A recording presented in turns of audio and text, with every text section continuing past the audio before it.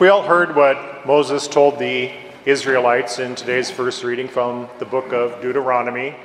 He presented to them the law of God with all of its statutes and precepts. And he told the people, when the other nations that surround us find out that we have a God that cares enough about us to teach us his law, they're going to be jealous.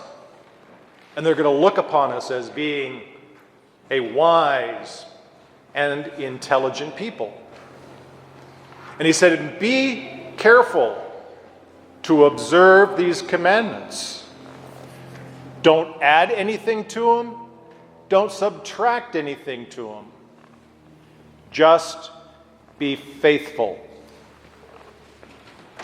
And the purpose, at the end of the day, of this entire law of God was to reorient a people toward himself. Because remember the context. We are dealing with a nation of people who for 450 years, give or take, of generations, lived in idolatrous slavery. And they needed to be separated from, cleansed from the errors and habits they had inherited and be completely formed and reformed into a people God could call his own. The law is not an end in itself. It is meant to orient us to the divine, and ultimately to our supernatural destiny. That helps us to understand now this most recent conflict between Jesus Christ and the Pharisees and the scribes. So, of course, Jesus Christ himself, and certainly his disciples, are always held in great scrutiny by the Pharisees and the scribes, watching everything they do, looking for the slightest misstep, so they could accuse them of some kind of infidelity to the covenant. And on this occasion, what the Pharisees and the scribes noticed is that the disciples of Jesus Christ were not washing their hands before they eat bread. And for them, of course, in their mind, was something of a scandal. Now, I hope at least you understand we are not talking about personal hygiene. We are not talking about our mothers telling us to go wash our hands before we come down to sit at the table and say grace before meals. That's not what we're talking about. What we are talking about is ritual purity. And so when we hear the words in today's gospel like unclean and defiled, what these words really mean are ritual purity. So someone who is ritually pure is fit for divine worship. Someone who is defiled for one reason or another is not fit, therefore not admitted to divine worship. But here's what's at the center of this, I'm going to call it a fake controversy, because that's precisely what it is. Here's basically, the background. The Levitical priests used to have to wash their hands and feet before they offered sacrifice, usually animal sacrifices. And the reason for this was to remind them, in the washing of their hands and in the washing of their feet, that what they're doing is in the service of God. It's something that is entirely holy. And it's not that simply washing the hands and feet were an ends of themselves. No, it was to be done intentionally with the desire of preparing the heart for what they were about to do. Now, Levitical priests did not get a salary, but what they did get was a portion of the animal that was sacrificed. And so when the priest would take his portion home, before he ate it, he was to again wash his hands. Not because it's a matter of hygiene again, but rather to remind him, to prepare his heart that what he is about to eat is something holy because it had been sacrificed to God. These were rules that were intended only for the priests. But what the Pharisees did is they somehow got this bright idea. I'm not going to, think for them, but let's just say theoretically they were saying to themselves, well, if it's good enough for the priests, it's good enough for everybody. And so they made it a law for everyone had to do this. And it wasn't just that. They were hyper-vigilant, excessively zealous about maintaining between them and the world of the profane at a distance. So if they went to the market, they came back, they had to clean. If they used things that were considered profane, they had to be washed. And at the end of the day, what had happened is that they were doing these things more out of a concern of maintaining separation from the world of the profane rather than allowing it to prepare their hearts and orient them towards God. They had completely and totally lost their way. And not only that, they put these burdens on everyone else. Blind guides, Jesus Christ called them on one occasion, and then complaining again, said, you tie up heavy burdens and you place them on other people's shoulders, but you yourself, you don't even lift a finger to help them. It had all become an empty show. And so Jesus Christ, putting a fine point on it, said, well did Isaiah prophesy about you hypocrites. This people honors me with their lips, but their hearts are far from me. Right? It's all an empty show, completely lacking in substance. Now you do know the word hypocrite comes to us directly from the Greek language. About 30% of English has been inherited from the Greek language. This happens to be a case in point. Hypocrite. And what is a hypocrite? A stage actor. A stage actor. It's somebody who pretends to be somebody else. Because isn't that what actors do?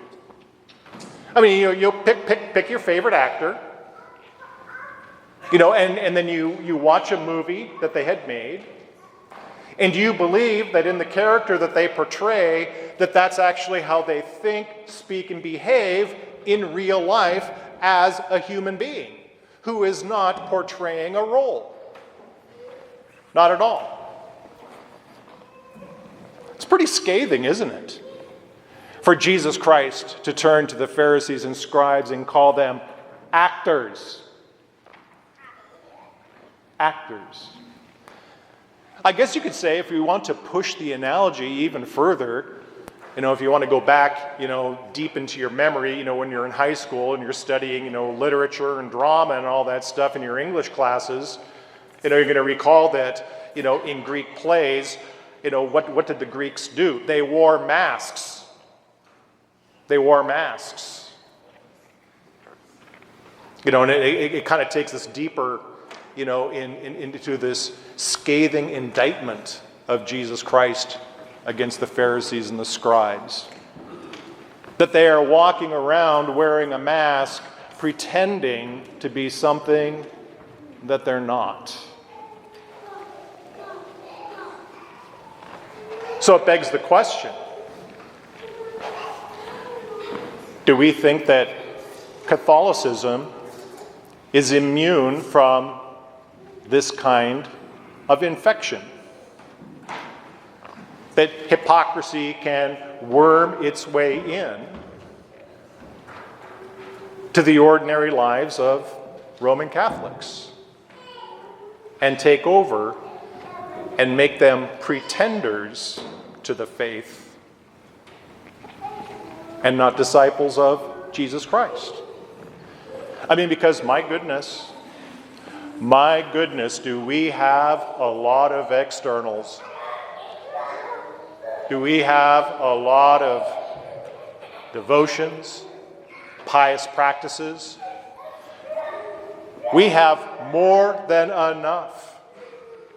More than enough to put up the facade of being a faithful, devout Catholic, while concealing that within there is absolutely no substance. On one hand, we can say at bare minimum, Catholicism becomes a form of superstition. I've seen this practically every single year of my 27 years as a priest.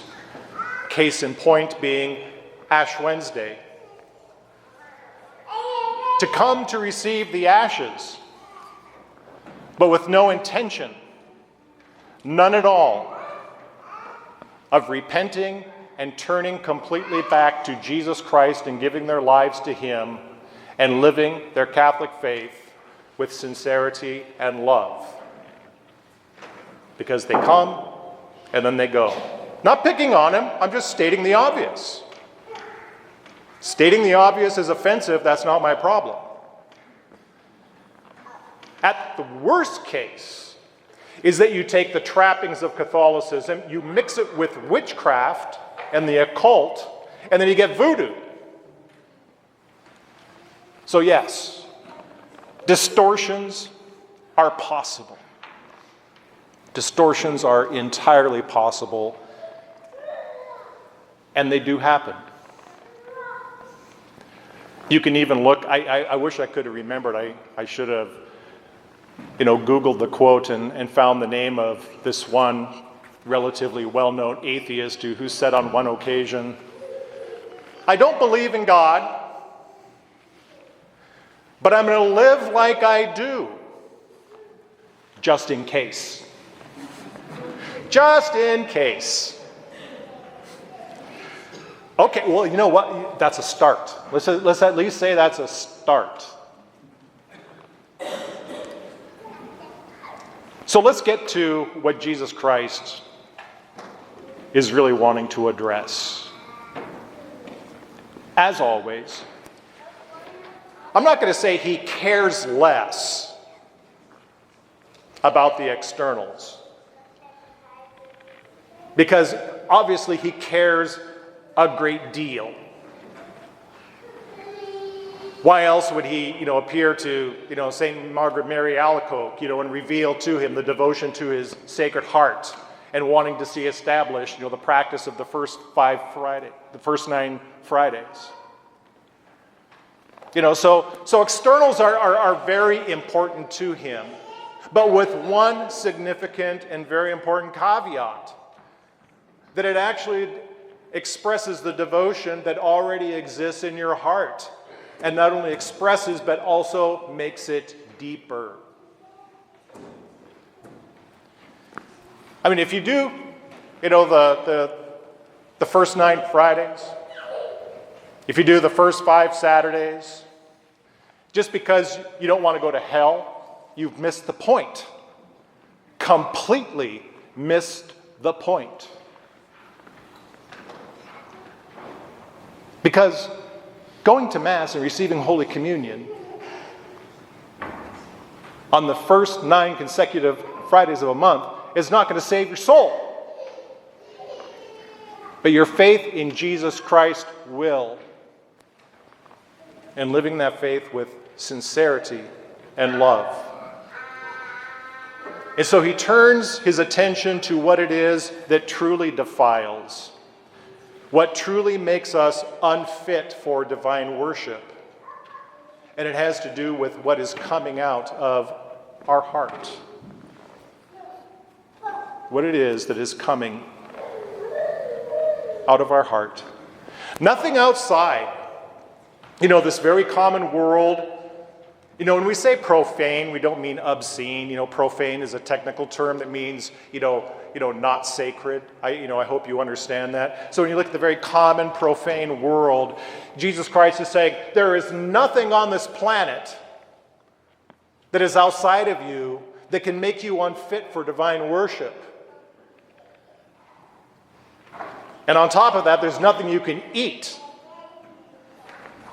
He declared all foods clean.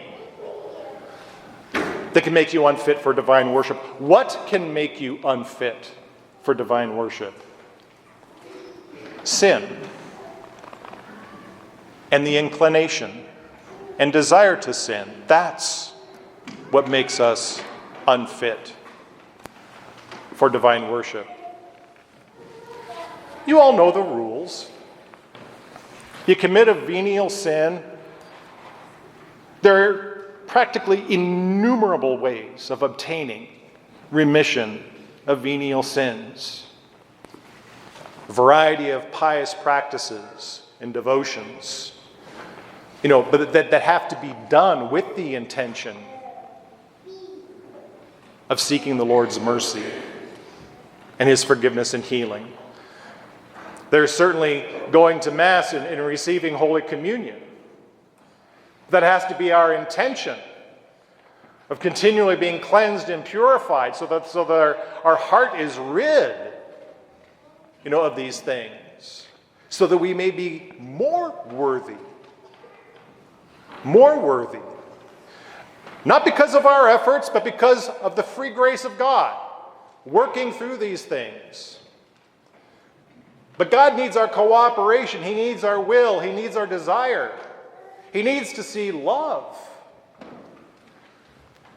But then, of course, we look at the case of mortal sin, and you all know, if you are conscious of having committed a mortal sin, a grave moral error, you are not to present yourself to receive Holy Communion until you have first been reconciled in the sacrament of reconciliation.